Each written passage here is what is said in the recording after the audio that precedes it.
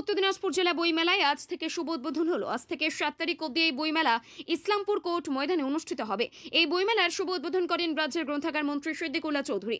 উপস্থিত ছিলেন রাজ্যের মন্ত্রী তথা গোয়ালপুকুরের বিধায়ক গোলাম রব্বানী, ইসলামপুর পৌরসভার চেয়ারম্যান কানাইলাল আগরওয়াল, ইসলামপুর মহকুমা শাসক অঙ্কিতা আগরওয়াল, চাকুলিয়ার বিধায়ক মিনাজুল আর সিন আজাদ সহ উত্তর দিনাজপুরের জেলা গ্রন্থাগারিক দেবব্রত বিশ্বাস।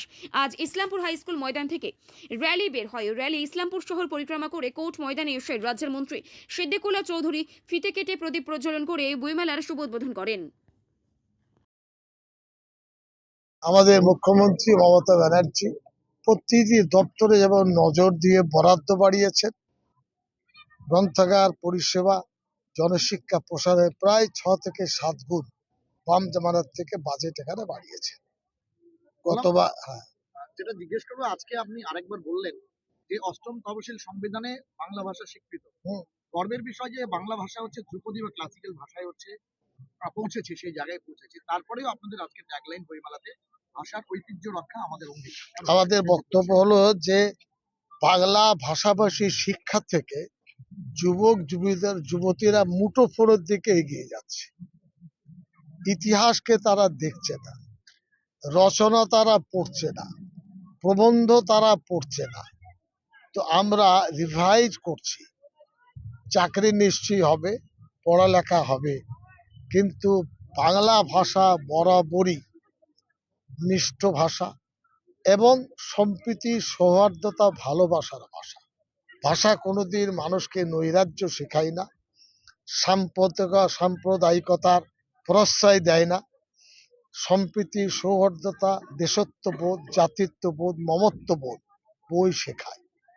এই অনুশীলনের জন্য আমরা এই অঙ্গীকার করতে চেয়েছি।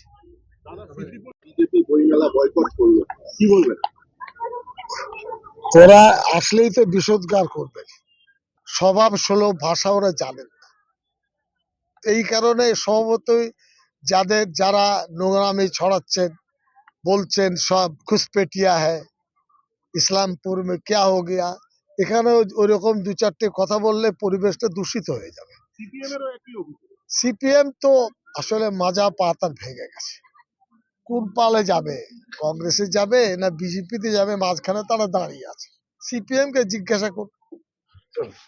অস্বীকার করলে মানুষের অভিযোগ থাকবে। ধরুন ঘড়ির কাঁটা এখন 3:30 বেজেছে, আমি তো বলবো না যে 5টা বেজেছে বা 4-3টে বেজেছে।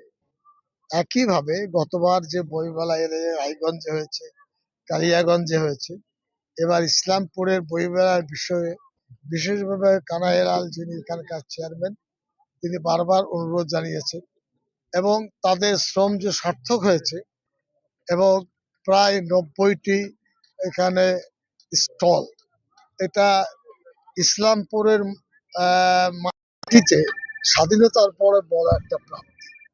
এত বড় বইমেলা এখানে কোনোদিন হয়নি। বই হলো আমাদের জীবন।